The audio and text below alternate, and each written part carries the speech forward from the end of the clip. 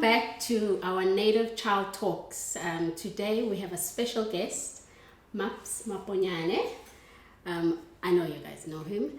And also on my left here, I have my co-host, Mapasega. You like your maps. Mapasega. I think today's convo will be very, enlightening, fun. We just want to get to know a little bit about who Maps is. We just want to get a bit of background and how you became who you are. Jeez, I don't know where to even start. Firstly, thank you very much for having me. I'm Maps Maponyane, but I'm Masejo Maponyane. Maps is a sort of nickname that came about through a journey of, sort of my childhood. And just a funny story around my surname, where it's short for Maponyane pretty much, which is where it comes from. So it's not like when people assume I'm Mapasa Yes. Yeah. because of what I do, Mapona, I don't know. Yeah. But it's short for Maponyane. I've been in the film and entertainment industry now for about 12 years. Sure, it's a long time. Yeah, it's been a while. So you're not only in film and television, you're an entrepreneur.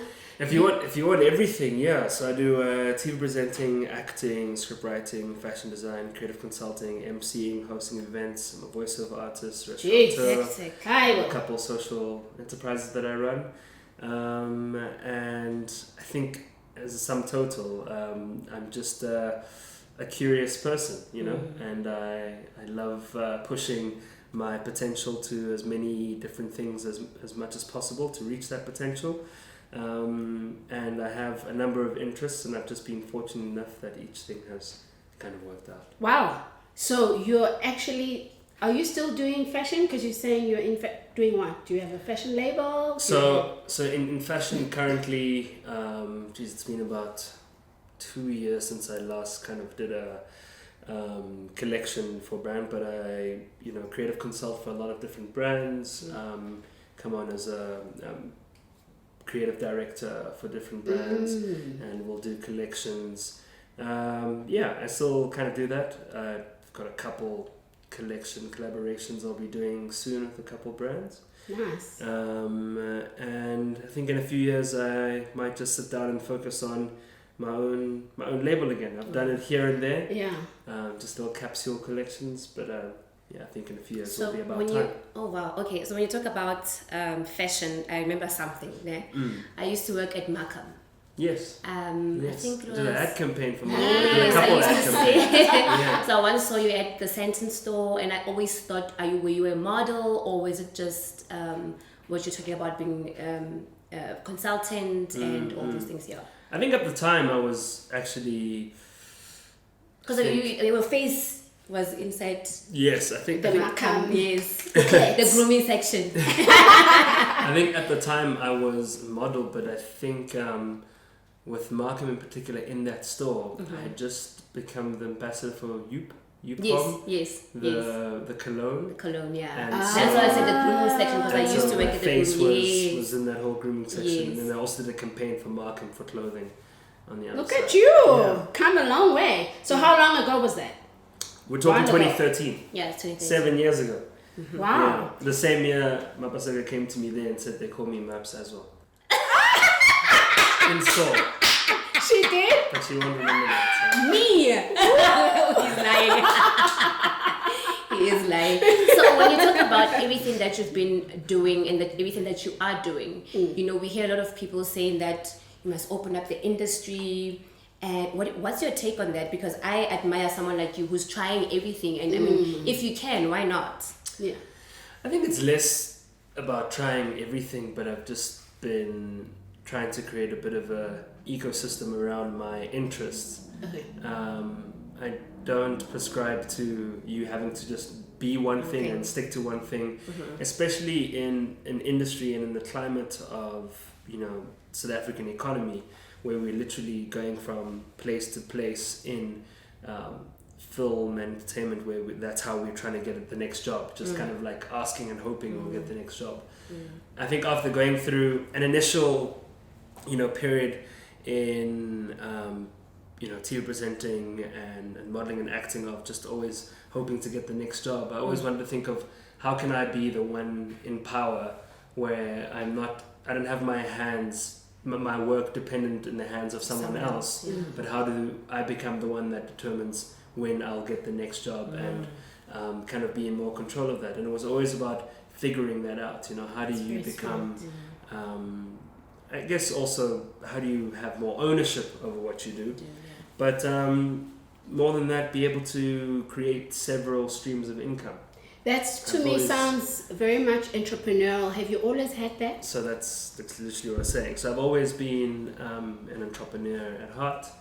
And my parents, I've got many stories about all the things I would do to try and make a rand here and there. I always kind of relate the story whenever I talk about myself wanting to be an entrepreneur when I was younger. Of the first contract I drew up, I was about 7 years old. And it's something that I wrote up and drew up for my parents to sign, and it basically said, it was about 3 lines, and then I had 2 lines at the bottom for my mom to sign and my dad to sign, and then I think I just added another line for me to sign, and I basically bound them into a contract that said if I, because I was a bit of a problem child as well, and I said to them, if I do the dishes, if I help mom with cooking and then bring the food to them when it's ready, and then clean up afterwards, clean on the weekends, kikohop or whatever it might be, wash their cars, make sure that my room is always clean and my bed is made and my homework is done. I threw something extra for myself in there, which was to make sure that the TV was working, which really just meant watching TV. Of course. But remember you had those blow-punked with the blow-punk TVs? The blow-punks had it was a brand with the big thing at the back. And then it had the buttons where you press another button, popped another button out, and then those are the channels. And then if it didn't work, it was snowy. Remember? Yes. I mean, I'm sure people wonder what the hell we meant when we say it was snowy, but it's snowy. I come on in next day. And so I was, always trying to fix those kind of things. So if I did all those things on a weekly basis, my parents had to pay me R1 a week. And that was a contract I went into. My mom bought me a piggy bank, and I used to put money in the piggy bank and kind of like save and get into that culture, and I'd see how fat the pig would get or how heavy it would get. Then there was always new ways of making money. And so I know it's a contract just now. But you're bound to contracts even if I write something on a serviette and we both sign. That's how they used to do it back in the day. Even word of mouth, actually. As well. Back then, if they're witnesses, if they were witnesses, it's still a contract. But like, that's fantastic. The mafia would be, out at a diner and just write something, and then you'd sign it all there, and that would be the IOU and exchange money. So yeah. That's amazing to think that as a 7-year-old, you're already thinking. You guys need to pay me if I do 1, 2, and 3. My parents were always just like, "Maso, what the chile?" And I guess. Okay, now we're talking about we're all entrepreneurs here, and you understand how difficult it can be. Yes. Me and you in the same industry. I have a restaurant. You have a restaurant. Yes. Okay. And for me, I have a burger joint. Oh, you have okay. You have a restaurant. That's like some proper stuff. Hectic. You're on another level. I just have a burger joint. So as entrepreneurs, we know how hard it is and how everyone out there, we're trying to build this whole thing of teaching our kids that you don't have to go to school and then go work for someone else. You can have your own business and stuff. So tell us about how did you end up opening Burger? How did that come about? Yeah, I mean, look, I guess that's the most recent thing. I've always been obsessed with food. Always loved food. I used to, my mom used to teach me how to cook when I was younger. I've always eaten it a lot better than I've cooked it. And I just enjoy every aspect of it. And I always wanted to open a restaurant since I was tiny. And I always said I'd do it before I turned 30. and whenever I travel, I'm always finding great different types of spots to eat at, and I kind of looked at our offering and thought about what I would really want here, and it came about when one of my best friends from pre-primary school, we've known each other since we were 5. Sure. He was also in the restaurant touring game, and he had basically mentioned, we're just talking about it, and I said, I still would really love to open a restaurant, and we'd always kind of say that we'll do it one day, and then we spoke about it again last year, and the time was right, and he was ready to stop managing restaurants for other people. Wow. And that's how you started. Let's own it, and then we started thinking of what we wanted to do and how we would do it, and that's how it all started. And well, now congrats on that. Thank you. It's doing well. It's doing much better than expected. It obviously comes with its challenges. Yeah. It fluctuates up and down. Yeah. You realize that you actually are in very little control of a lot of it, which is frustrating. So from suppliers to your employees. Like I always say, as much as I love people, the most successful businesses, I think, will always be the ones that have nothing to do with people at the back. Yes, exactly. So it's just one of those things. As soon as you have to deal with people. Yeah, it's from any tough. side, Yes, it's just customers, your people. Oh, it's tough. But to start a business, I mean, it would be ideal just to start a business that had nothing to do with any other people. But you need people.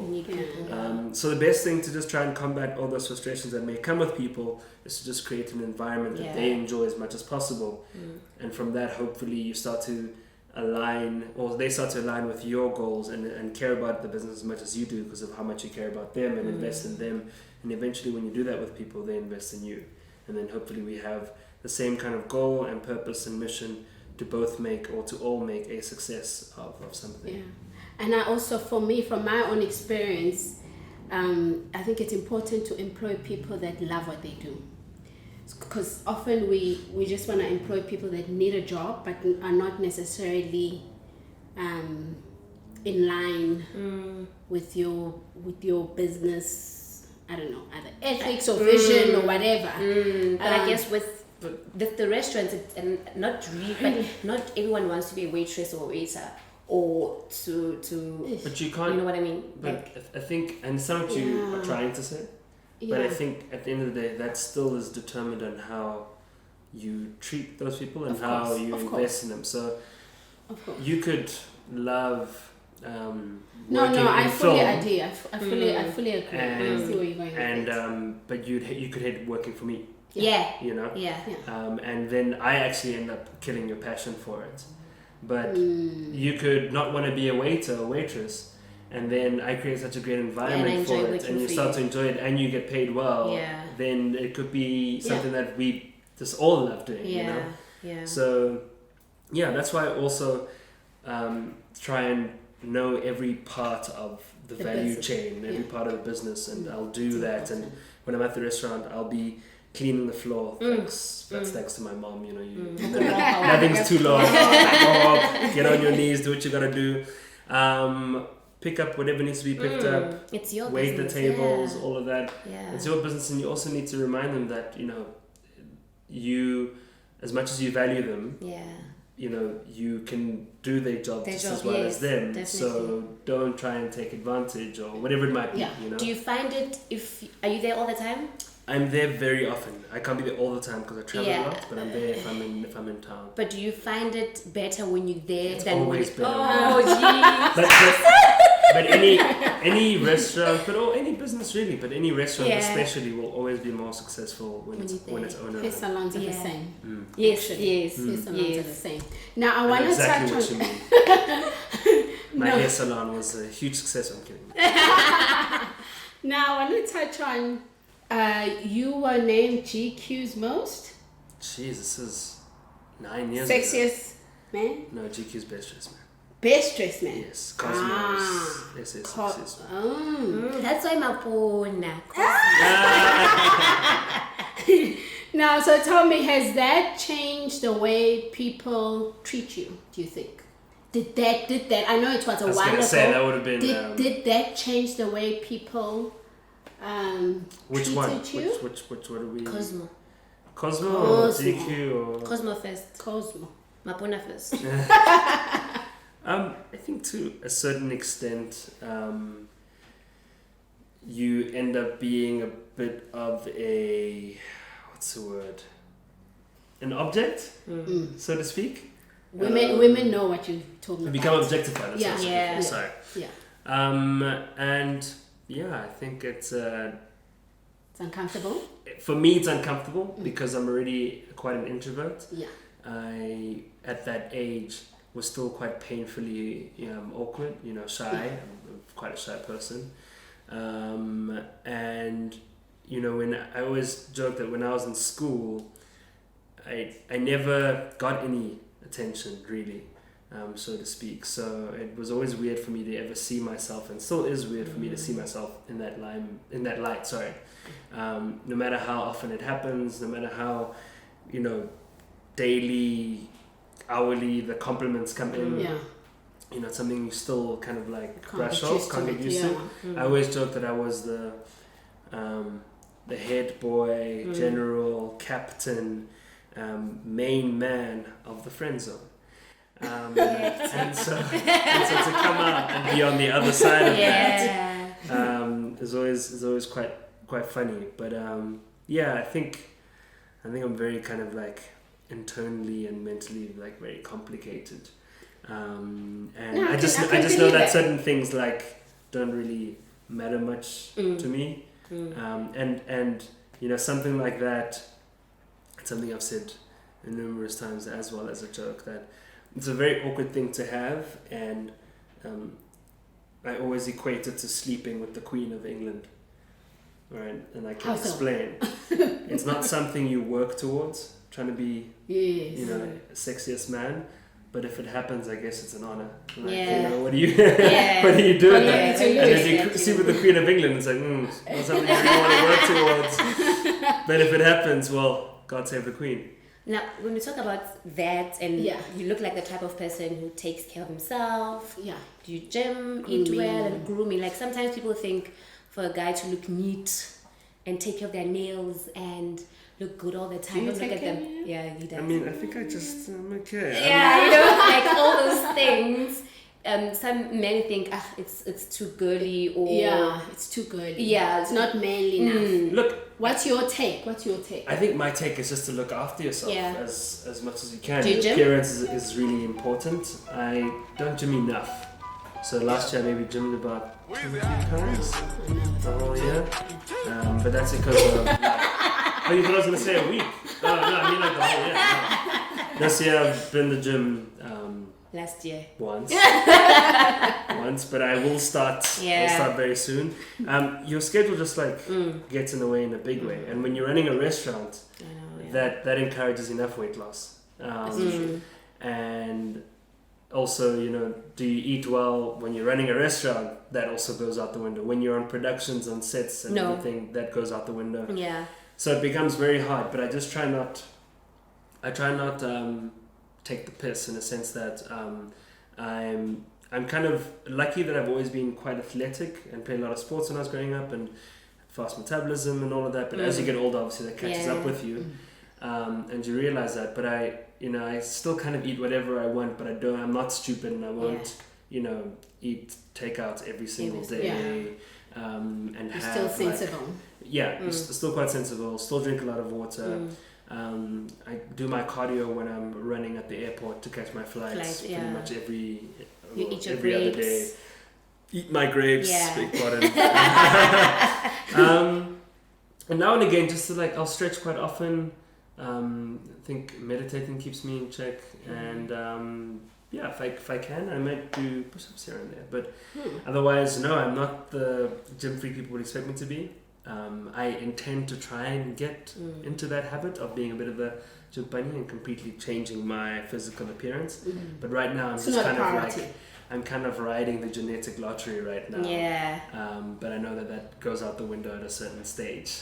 Tell me, with all these things that you're doing, being a restaurateur, fashion, TV presenter, voiceover artist, acting, whatever it is.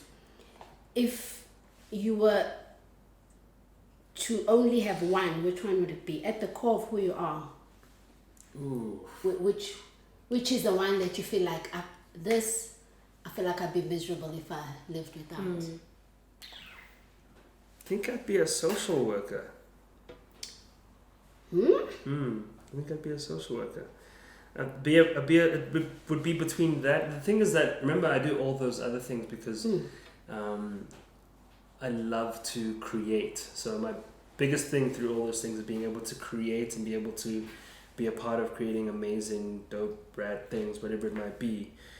But at the essence, why I do everything is to be able to make a bigger impact with a certain gravitas that your name brings, your earnings bring, to be able to help people. Yeah. So if I look at my end goal and what I want to leave kind of like being known for when I pass one day, I think if I had to only do one thing, then it would be just focusing on the end goal, which would be around social work. Now, I heard you also have investments in technology. Yeah. Do you mind sharing? Yes, I've got a app development company.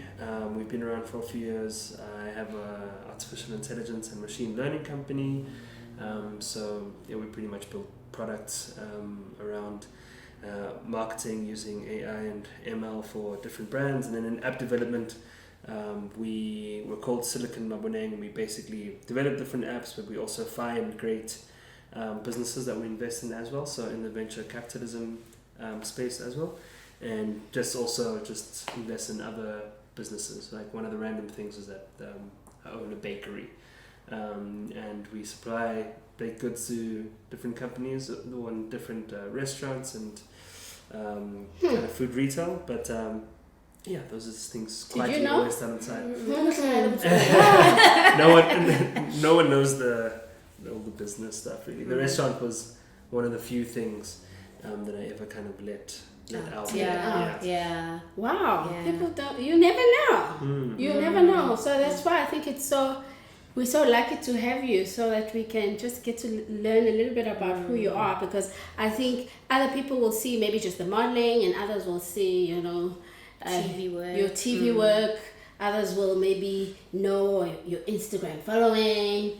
But I think, to be honest, I also purposefully do it that way and curate it that way, because then you don't have everyone completely involved in every aspect of your life. I can separate the two, which makes it a fun escape on either side. Also maybe pressure, because I feel like for me, if I didn't need people to come to the restaurant, I wouldn't have shared that I own this particular restaurant. I don't know if I'm making sense. There's certain things that, because there's so much pressure, how's the business doing well, and I don't want that. I think that's also, for me, in a similar way, it's not important for people to know that I run our own things, because I'm not doing it for other people.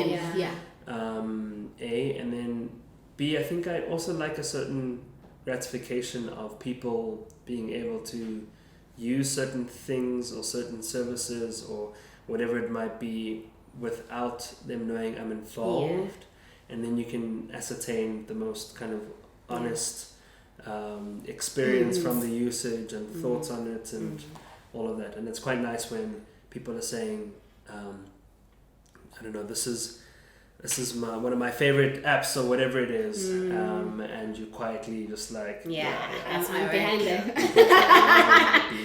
We did that. And then how do you deal with, since now we're talking about the restaurant, how do you deal with people saying bad things about maybe your beggars on social media? Like you have people, the reviews, I think it's just because it's you, because sometimes some reviews are honest, like maybe like this today I had a bad experience at the shop, but some it's like you feel like it's a personal attack because Maps is the one who owns the shop. So how do you, as the owner, how do you deal with that? Because it's sometimes painful. I think it's very important to have.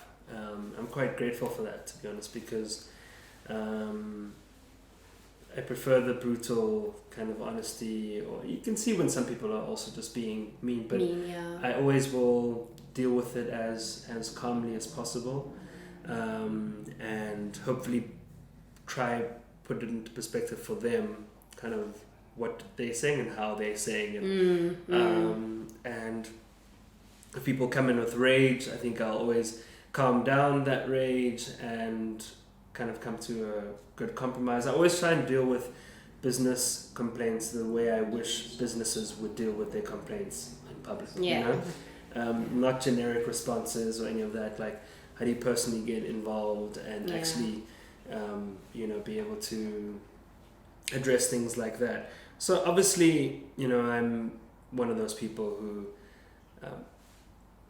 I realize there's always going to be negative feedback for whatever you do. Yeah. And it is, you know, just one of those things as well where no matter how many positive reviews you can get for something, that one negative one always kind of sucks because you wish you could keep it up at that level. But I think also people themselves need to be a little bit reasonable and understand that, you know, things happen and it isn't easy to always keep the highest possible standard and keep things perfect every time. And I always say to any of my customers, and this is always when they open up, and I go up to them and I say, how was your experience? How was your burger? They're like, oh, it was fantastic. And when I can spot that it wasn't really fantastic, I say to them, no, how was it really? And they're like, no, it was great. I promise, it was great. And I say, listen, don't worry about hurting my feelings, because if you worry about hurting my feelings, you're going to hurt my business. Because if you don't tell me the truth, I can't improve, and that's how you hurt my business. And then they open up. So I welcome all of that. And I think it's really important for business to take that on the chin and just do better next time. Definitely. What's next? What's next? Okay, that's an interesting one. I just produced and exec produced my first feature film.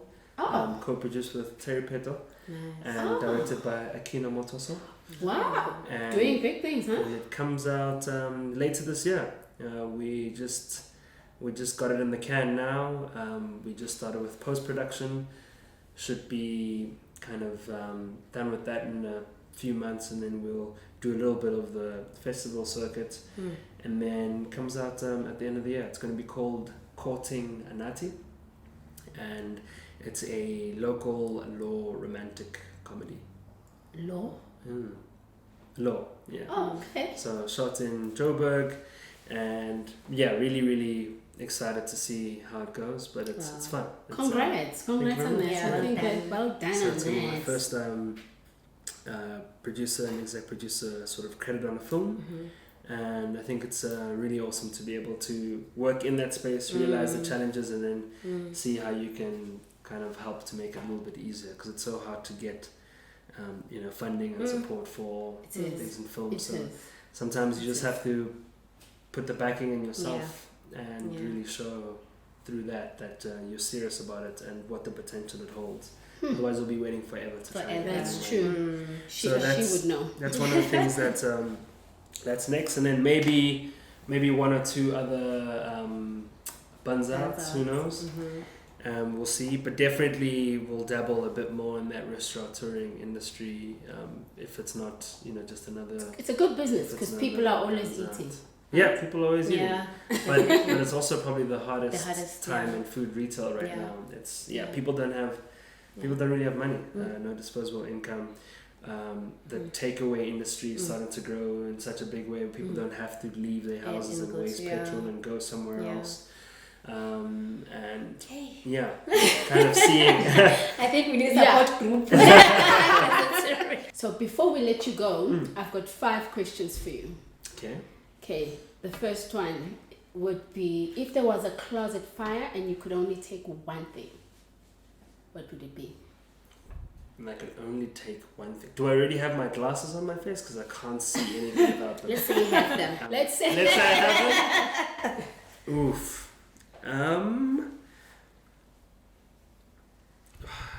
It's so hard in the 21st century, right, to not say. What would you take? I'm a very sentimental person, so I would probably. What's that album? Album, what album?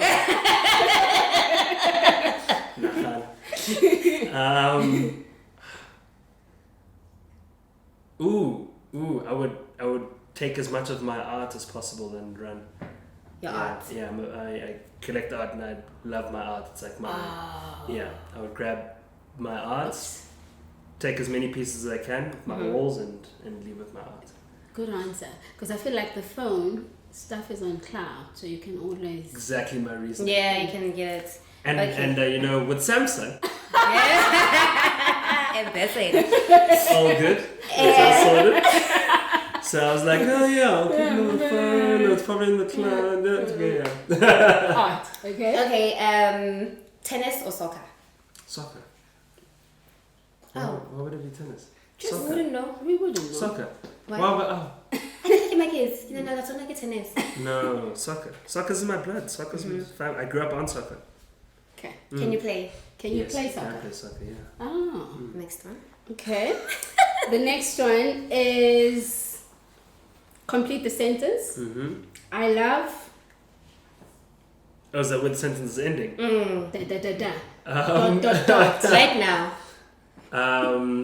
Oh, just by the way, it doesn't have to be a person. Yeah. It's just Yeah, no, I understand. I wasn't thinking that.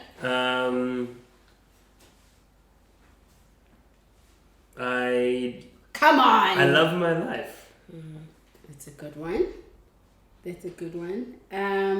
The best city to do business in the world is? The best city to do business in the world. That's such a great. By the way, that's a tip for anyone who wants to buy time in an answer.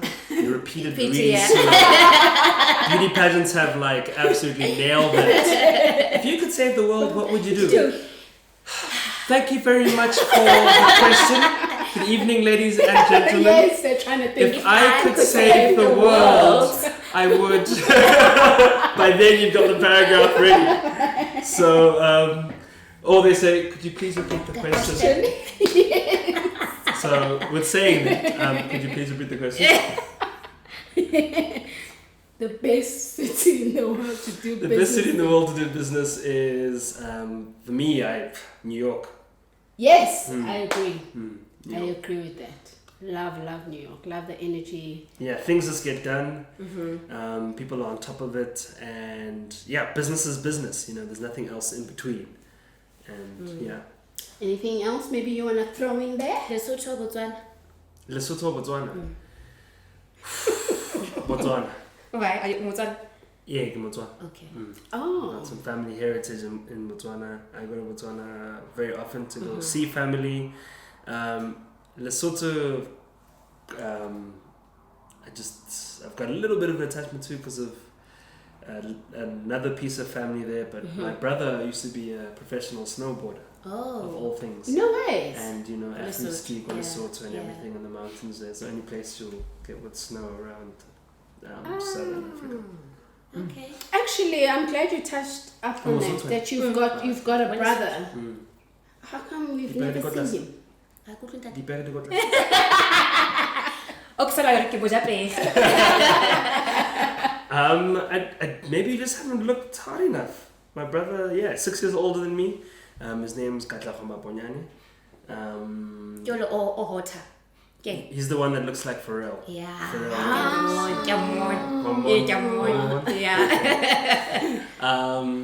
Yeah. And he is in events and stage and production management. He's like one of the best at it. But he used to be a professional snowboarder. Yeah. Interesting. Lovely having this chat with you today. Thank you very much. I thoroughly enjoyed it. Inspiring. Right? Learned a lot. And more than anything, you just never judge a book by its cover. I'm just so impressed by your entrepreneurial. What is it? What's the word I'm looking for? Spirit? Yeah. Yeah. You know, because I feel like I know I've seen your Instagram I persona. was so tempted to say fingers when you were entrepreneurial fingers. You know, I've seen your Instagram persona, but I had no idea that you had this side of you, which I think is actually very smart. Because being an entrepreneur, you're building wealth and you're building a legacy for yourself. I mean, that's the idea, yeah. I think it's also very wary and important to keep in mind, though, with that, to not always focus on sort of what you'll leave behind, as much as we're all trying to somehow build generational wealth. I think what matters more still is how we can implore others to be able to do that for themselves, because it's we definitely, in the positions that we are, we have to have a certain series of good fortune, especially in this country, to be able to be in the positions that we are. So what do you leave in people, as opposed as apart from or opposed to for people, because then they can do a whole lot more with that. Smart. Hey. Ne? Wait. Yeah, Mm. it's done. It's We're alright. done. Thank you guys. Thank It's you a very wrap. much.